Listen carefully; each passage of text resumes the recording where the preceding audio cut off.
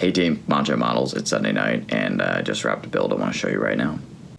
Okay, cue the Star Wars music. So the Kylo Ren mask is done, and it looks good. I'm pretty happy with the overall finish and just kind of how everything came together. I actually, weathering tonight was a kind of interesting dealie that I'll talk to here in a second, but just to kind of give you guys somewhat of a 360 of all the work that was done, and I'll dive here in a second, kind of talk to my ups and downs, pros and cons, and how I did it. So things that I liked. This is my first time using Rub and Buff, and I actually found it to be pretty simple to work with. So what I did was I took my Rub and Buff, I gave it a good hearty shake. You really got to shake. This stuff tends to separate a lot. Squeeze the bottle, and then I put it on a piece of cardboard.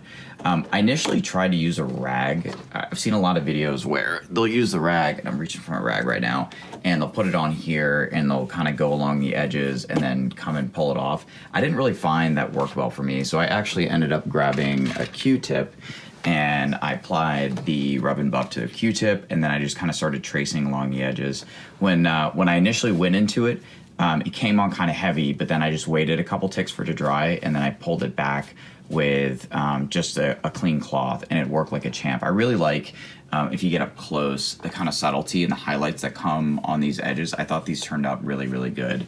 And then I did it kind of, on areas where the helmet would be dropped and pushed back, and some other places, but I try to do it as a wash in some areas, and it didn't really work well. I guess with Rub and Buff, the way it works is you got to let it set for a little bit and then pull it off. I was kind of like putting it on and then almost maybe 5-10 seconds later pulling it off.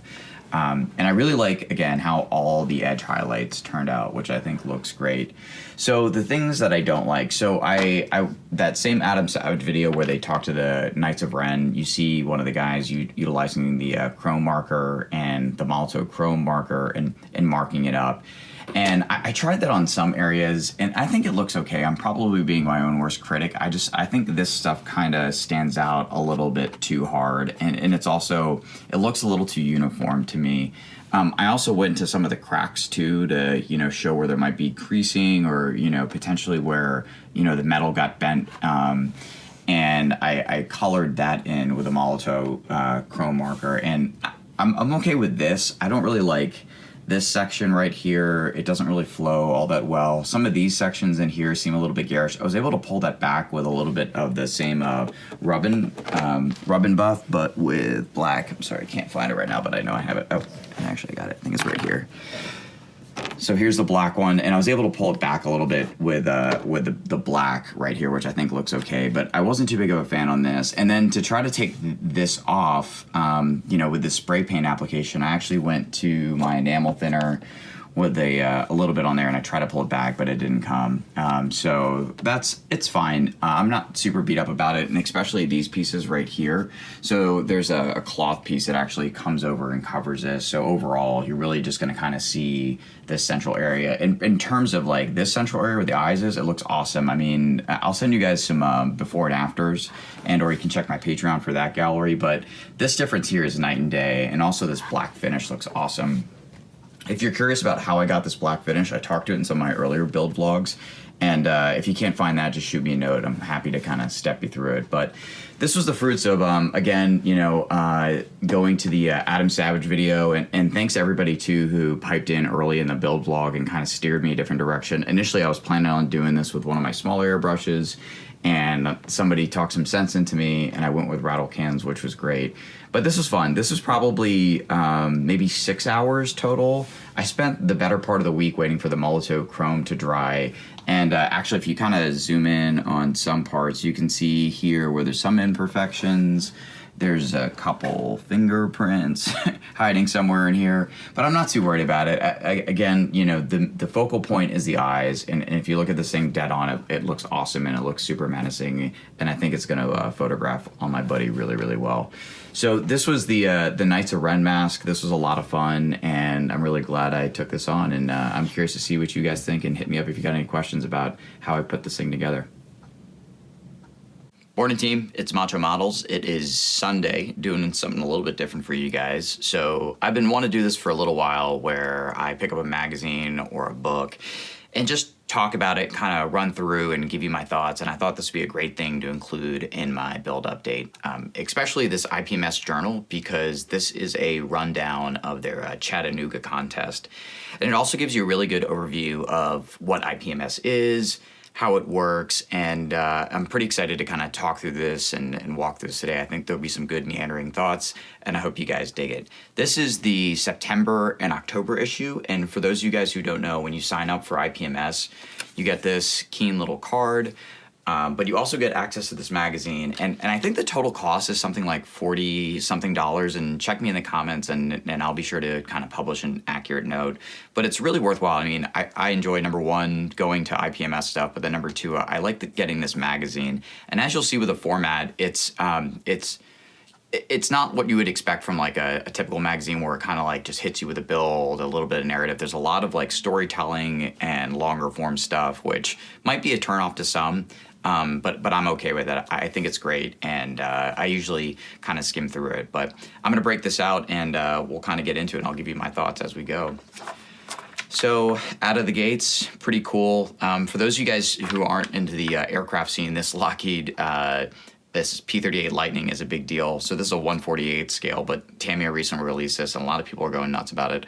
I'm really into this. Maybe some distant day I'll build this, but 1/48 scale aircraft are big, especially for a P-38 Lightning. I mean, it's enormous. So as I'm looking, and you guys have seen with the X-29, like I'm starting to build a 172 scale, and I'm even starting to look at some 1/144 type stuff, but pretty cool. So more ads, other kind of keen stuff. They're previewing the contest coming up here, which is great. I love this little Star Trek build. This is awesome, super cool. I think this is from the TV series, but Old School can tell me about it, or Brandon. So of course, it was kind of start off with an opening narrative from the managing editor and the president. Looks like the president's turning away. I usually like to kind of skim through this. I don't necessarily at times will read all of this, but I think there's some usually kind of good nuggets about the community to jump through, and I'll keep pressing. I won't hit you guys with that right now. A lot of great ads here too. I'm always, I've been in this for maybe 2-3 years now, so kind of learning the lay of the land. Like for instance, I've seen a lot of this True Color Paint ads, and I think I've actually seen this in some of my hobby stores too. But just getting, a better sense of, all the tools and everything available to us. And magazines like this are great for orienting folks that way. So we're kind of getting to the meat and potatoes. So there's a couple longer form narratives here that talk to how people traveled to there and kind of their thoughts, and you can see it's kind of fun. The kind of takeaway for me here is that this long form storytelling is a lot of work and an investment. It may not, jump at you right away in terms of what you're getting out of it, but there's some kind of fun nuggets here. And what these guys are mostly talking about here is, a sense of community, a sense of belonging, relationship stuff. I think it's all that kind of longer term stuff that the Gunpla community and myself are really interested in. So, I read through these stories. They were pretty fun. They actually talked to a lot of the sights and the sounds, and then kind of what brought them to IPMS Chattanooga. And it's great. And as you can see, I'm already on page 2. I think this thing goes for about 9 pages or so. I really loved this 2001 build. I've seen this this ball kit out there, but I'm very curious to kind of unpack what this modeler did and how they put this together, if this is a kit or, scratch build or a combination of two. And you can kind of see in here that this is lit up, which I think is awesome. Who doesn't like a backlog being packed in here? So getting into the context. So I'm going to actually, this is a really good walkthrough for those of you who have not been to an IPMS event or have been to an IPMS event and been like, why is the judging so dang long? And just to preface this, there's some hobbyists out there that have been in the game for a while. Like I'll cite John Bias. There's pluses and minuses to the current IPMS structure. So the pluses, it's very inclusive. It's extremely detailed. If you want to find a subcategory in a niche, you'll find your game. The minus to that, obviously, or maybe not so obviously, is that the award ceremonies are incredibly long. So I'll give you a good for instance. When Joel and the whole crew was down at ODO in Richmond, I want to say that the awards announcement was something like 45 minutes to an hour, which is fine. I mean, that's how they're doing business. We're coming into their home, so we need to honor the rules of their home.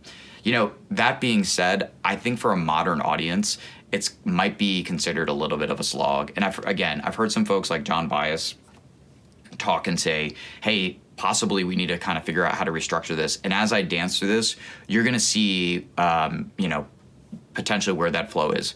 That being said, I'll also talk to kind of some of my strategy for going into IPMS competitions in 2020, namely trying to cover the spread. So as I'm, pushing through all these categories, I'm going to try to highlight areas that I think that I can come into and I can place. And what I'm looking for is not necessarily like a weakness, but potentially where I don't see a lot of people entering, and that's where I want to come in, and that's where I want to start winning some medals. So that's a cool strategy. I'm playing the rules, not necessarily playing the game. So the first category is juniors, and I'll just blaze through this really quickly. I thought this was a lot of fun to look through. Namely, you're going to see a lot of AT STs. There's a ton being entered in here. For instance, there's 2 on the same page, but these are juniors, and this is great. And they actually break up the juniors into teen and to preteen. So super fun to see, the next generation and what they're contributing. I'll hold on here. This was the best junior modeler. This is awesome. This is an incredible tank build.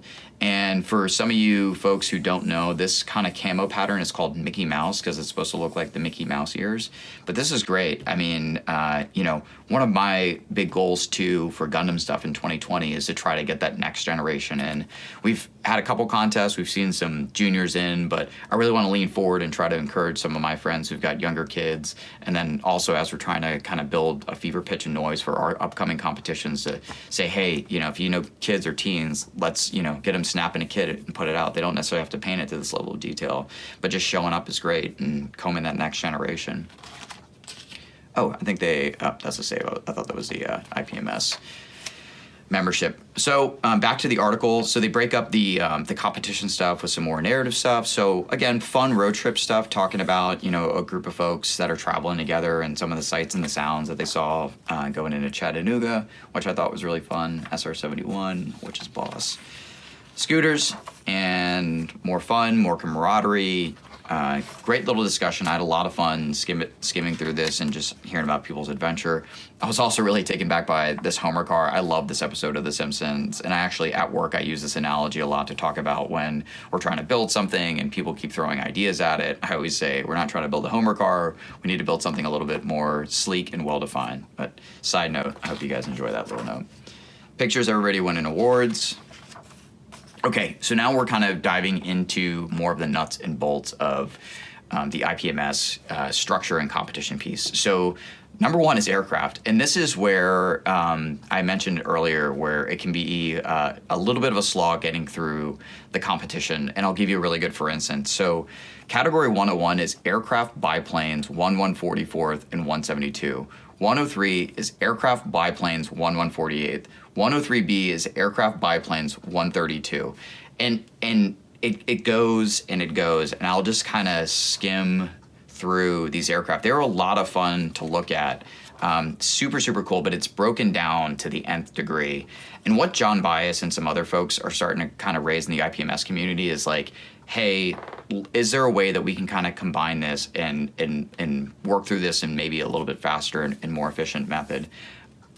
I'm curious to see if that discussion will ever pick up some more traction. And admittedly, my feelings on that is, yeah, is it a little bit long? But again, it's not my place to say, we're coming into their house. I'm more of an outsider looking in at this point. But just as I skip through this, to kind of keep in mind the depth of all the categories. In terms of where I'm looking to kind of, come into this fold and make entries, I skimmed through this and I'm curious about my X29 build, how it would fit in. I did find a category towards the end, which is aircraft in flight. Let me see if I can get there. There's a ton of aircraft. Okay, so over here we have 175A, which is aircraft in flight, propeller driven, and then they have aircraft in flight other. I'm thinking for my X29 diorama, which I'm planning to have the X29 over some resin and water, I'll maybe fit into somewhere on here. And these are super competitive. So this will be, I think I might have bit off more than I can chew in terms of making an entrance here, but it's a first attempt, so it's all good, and I'm not expecting to get some iron, but it would certainly be nice. And then I noticed some other kind of interesting pieces, like I'd like to potentially do a UAV. I saw that there's 1/144th, which is really small, very manageable. I mean, this is almost figure size painting. I thought this would be a cool competition to be able to, or cool piece to enter in as well for maybe 2021 or maybe towards the end of 2020. And now we're on to armor. And armor is a little bit smaller than aircraft, but not by too much. And again, you know, when you dive into this, it gets really granular. So for instance, we're at 1/135th military vehicles, closed top armored fighting vehicles through Korea and Axis light and medium camouflaged. And then the next category is similar, but not camouflaged. And then we go through Korea, Axis, and heavy, and again and again. And it really gets granular. But this is how, you know, the IPMS structure has been built for probably, you know, the last 10 to 20 years. Some cool stuff that I'm looking at, I'm really into the 135th. I'm kind of looking at that space for armored cars and armored half tracks. I've seen some interesting kits that I'm into. Same thing too, there's another category I think they showed over here. We're trying to find it. Yeah, 148th. So 148th I think might be a little bit more manageable for me than 135th, and even 172. You can kind of see how this scales. So something smaller that I can enter into this without having to make a huge material investment. Another really big thing too, let me step back a page, is looking at if you want to try to throw your hat in the ring, there is a category called out of the box. So a lot of right here. So 135th out of the box. I think if I'm going to come into armor, I probably come into 148th or 172 out of the box. The reason is much like the Gundam community, the armor community, they get down to the nth degree, right? So out of the box, you know, you take the kit out of the box and you just do a really kick-ass paint job. If you're trying to get into the other categories, you're starting to get into resin, photo etch, and I've been around those armor guys, and much like the Gundam community, they're just going to dazzle you with their information and their knowledge. So at this point, you know, as a beginner kind of coming into diversifying my IPMS portfolio, I'm going to try to stick to the out-of-the-box categories, especially for armor. I have a tune tank planned. I'm not necessarily sure kind of at this point how it'll fall in, but I think as we dance through this, we'll maybe find a spot or hole to come into it. More armor stuff. This is super cool, especially for me as a Gundam modeler who loves weathering, who loves building scenescapes. Another really kind of interesting note too that I took out of looking at the armor competition into my Gundam builds. If you'll notice, a lot of my dioramas are very small. They're compact. When I've seen some Gundam folks building dios, they'll build these really big dios that have a lot of negative space and empty space. And I think that's fine, but from a storytelling perspective, I'm looking for, you know, a really tight and concise story. And when you build a giant diorama, you're adding, you know, an extra bit of narrative. And does that narrative contribute to the build? I don't necessarily know. You know, me personally, I like a tight, well-composed story. If you're somebody who likes to let, you know, your art or your stories breathe, then yeah, a larger dio might be a better fit for you. But from a competition perspective, you'll see a lot of these dios are really tight and they fit really well with the model. And now we get on figures. So this is one area where I still need to forecast and to plan out because I don't have any figure builds. But this is great. I love looking at this stuff. And it's really interesting to kind of see how they have everything broken out. So, you know, it'll be done by year. It'll be done by size. Got a cool Yoda thing here. So this one's dismounted pre-1800. This is dismounted 1800 to 1899. Really interesting. Post-1900 to German. Curious about that. I do have some figure folks that I can talk to kind of get some better fidelity on where I should enter. But then, you know, you get into the 40 millimeter and smaller, and then this is kind of where you get into the Warhammer type stuff. And it's really cool to see some other Gundam builders out there that are building this type of stuff. And I hope that if they go to IPMS events, you know, they're covering the spread and not just putting in a Gundam, but also putting in figures. I think Brandon Mecha Genre has a really fun story about, I think the first time they went to like Art of Yukon, him and Joel, and how they made an entry into here and won some iron, which is great. Also, I'm into this, so this would be cool to build some kind of DC or Marvel. I have seen some statues along the lines, but this is 100 millimeter or smaller. Again, my preferred technique going into this stuff is to start small and then to scale up. If you take on a larger build in a category that you've never done or never built before, it can really kind of add a little bit more complexity and stress you may have not anticipated. So, my advice for any of this stuff is start small and work your way up.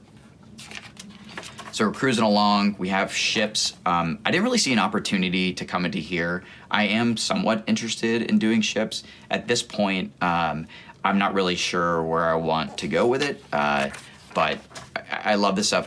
This is kind of intriguing to me to take a look at the sub. This is the Bushnell's turtle. That's pretty cool. I'm also really interested in getting into kind of water dios. As I mentioned with my X29, I'm looking to do crack ground on water. So something like this would really interest me, or something smaller along this line. I'm also into this sub. That's pretty cool. And then that's it for ships. Relatively small category for IPMS Nationals. So the auto, this is cool because as you guys have seen, I just finished up the GOAT. And actually pushing through this, I wasn't really sure where the GOAT is going to fit in, and I'm still not necessarily sure. So if there's any IPMS veterans that are watching this and have advice for me, please shoot me a note as to where you think the GOAT would go. So one possible category, I thought it was auto and commercial vehicles, but the GOAT isn't necessarily a commercial vehicle. Potentially, I think I saw there's an out-of-the-box category that's coming up here. Yeah, so there's out-of-the-box factory stock, and then these have a little bit of a dio, so I'd have to consult with some of the auto folks. I don't know if the GOAT fits into that category, but that's kind of where I'm thinking right now it might fit into.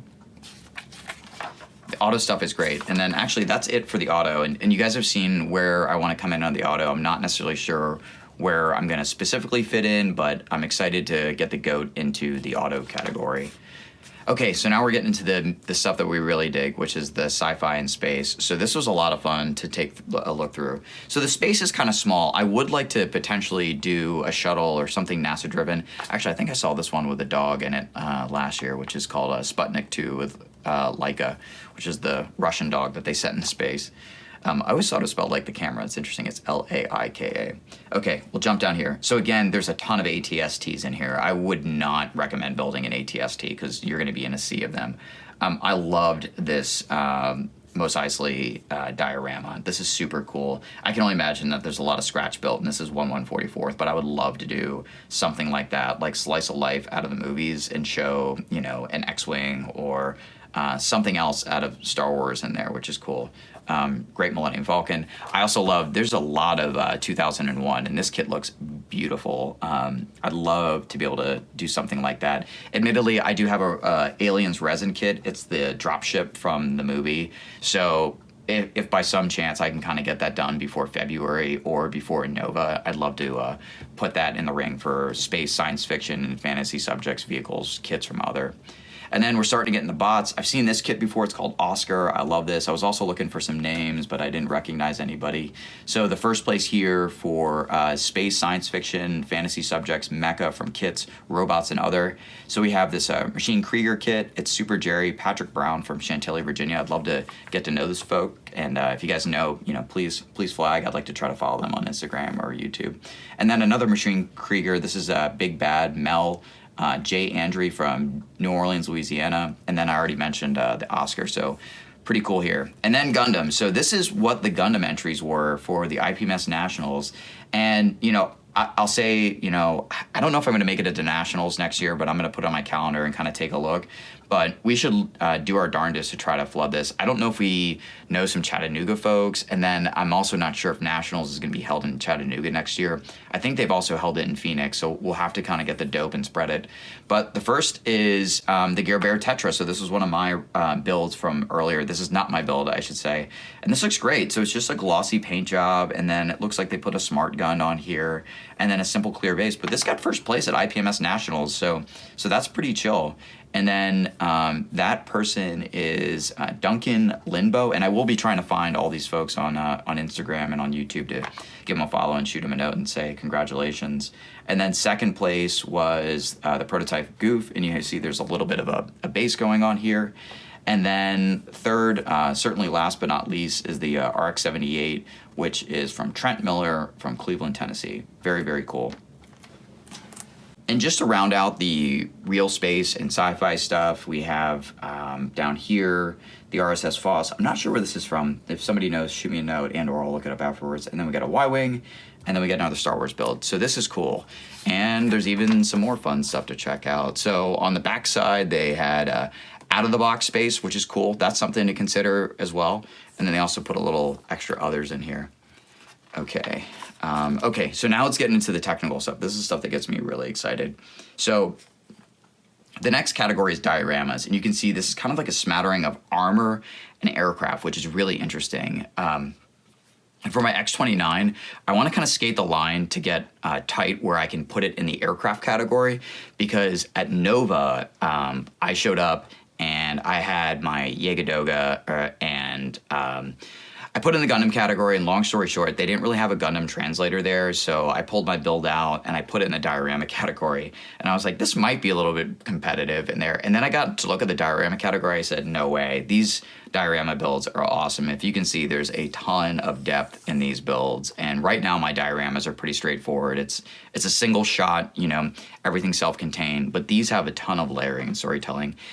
That's not to say that it couldn't enter. I just don't feel my builds at this point are competitive enough to go into here, nor do I want them to. I 1,000,000% want to get to this point where there's certain, you know, depth, like you can see this tank descending down this hill, or, you know, this small Jeep here. Like, that's super cool. And same thing, too, where you have these figures on here with this World War II aircraft at sea. That's awesome. I am not there yet, but I definitely want to get there. And that's probably, you know, one of the best parts about interacting with this group in IPMS is it starts to kind of paint a better picture, pun intended, of, you know, goals, where you want to go with your builds. And, you know, the good news is there's a great welcoming community that'll help you get there by just asking questions. So this is awesome. We'll kind of skirt through the dioramas, and I'll give you guys some of my observations. This is cool. So talking about the GOAT where I was going to enter it, I was also thinking about Dioramas Automotive. Again, I don't want to enter here because I think these are really strong builds. I don't know if the GOAT would be necessarily competitive next to some of these builds that have a lot of depth inside of the diorama. I love the sci-fi stuff. They have the Wally build right here, and the fish sub, and then this was super cool, Never Tell Me the Odds, the Millennium Falcon, and it's kind of hard to see. I wish it was a little bit larger of a picture, but the Millennium Falcon has some LEDs, and then you can kind of see these TIE fighters exploding in the background. I'd love to see this build in person. I absolutely loved this one called Farewell and Adieu. So this is the scene from Jaws where Quentin gets eaten, and this is such a great diorama. I mean, look at the depth here. Like, you have the shark teeth, you have the map, you have the Quinn figure. It looks super expressive. The Jaws shark with the holes coming out of the side with blood. I mean, phenomenal stuff. I really liked, too, looking up here, the Dragon Slayer. This was a super cool diorama that caught me. I loved this one, Loose Lips Sink Ships, where it's a coffee cup and there's a lipstick stain, and then you can see the ship descending in the water. These are awesome, super incredible builds that I'm hoping to get to someday. And some of the other stuff, there's some other fun gems here. I thought this was neat. I might try to enter it this category at some point. Miscellaneous hypothetical kit bash scratch build. So I kind of see some opportunity in here. Oh man, I almost skipped through this. This was my favorite. So miscellaneous humor and modeling all entries. I noticed this category at Nova last year, and I'm starting to get a little bit more familiar with it, but this is great. So Checkmate right here, if you'll notice, is C-3PO playing chess with a Terminator, which is phenomenal. And then I love this one too, called Getting Ready for Work. And there's a small picture here, but as we go on, there's a larger picture that I'll show you. I'm really excited about that. So that's super cool. I'd love to be able to enter that category someday. And getting ready for the 2021 season, I've got some ideas to turn into my head. Pushing through again with some more miscellaneous, some other neat stuff here. Some dinosaurs. We got a cow with dragon wings, buffalo. And now we're getting into the special awards. So this is really interesting, and I need to kind of pick out what the DNA here is. So for instance, there's a category for special awards for the Wrecker's Ball Best Towing or Recovery Vehicle. I'm going to purely speculate here, and again, I hope somebody who's more seasoned in the boot with IPMS can correct me, but I'm guessing they kind of throw like best towing or recovery vehicle out there to steer the crowd somewhere. So for instance, you know, if you have a crowd that builds a lot of armor, how do you get them out of the armor routine and get them looking at something else? So maybe the best towing recovery vehicle is a stab at that. I also really liked best use of IPMS convention special decals.